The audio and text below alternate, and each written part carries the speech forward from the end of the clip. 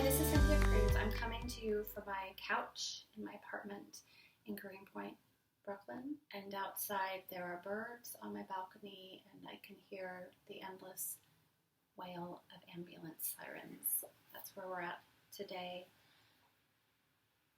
I'm going to read you a poem by Lawrence Joseph from this issue of the Paris Review, 229. The poem is titled Body, History, Evil, God, Human. 1. So it is the chaos contracted in an unfolding scene in 5 sentences. Body, history, evil, God, human. 2. But what ideas in what facts?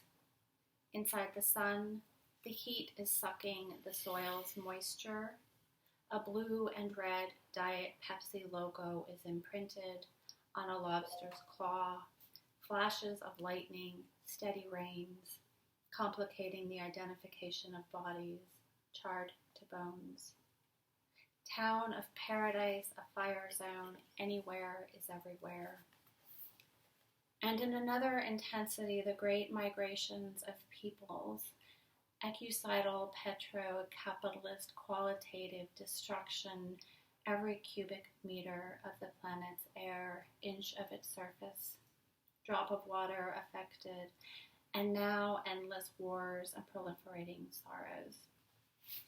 So the reason I chose this poem is because this poem has been haunting me since I heard it, discovered it.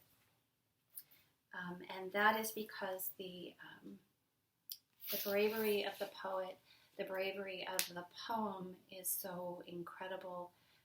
This poem is describing our current situation in the world and in this country, the poverty, the violence, the endless wars, the injustice, climate change, people who will suffer as a result of this pandemic, as always, will be the marginalized, the poor, the precarious.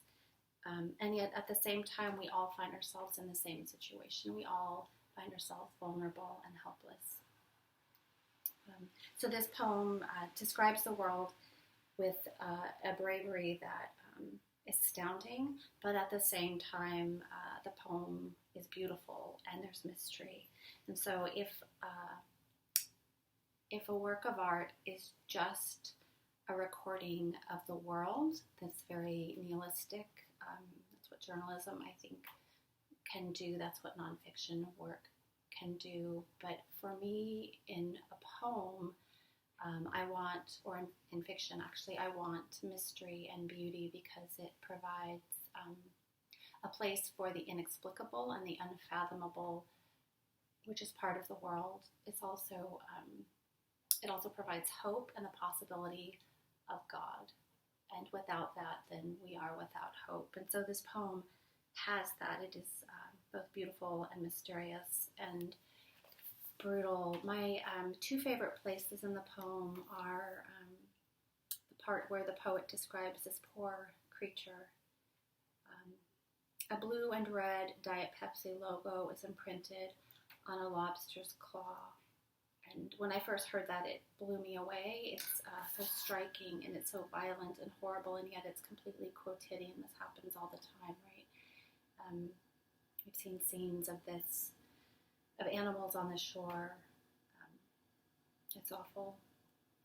And then the other part of the poem that I love so much is the line, anywhere is everywhere. And this speaks to what I was saying before, which is the idea that we are all interconnected. So what I do does affect you, and what you do does affect me.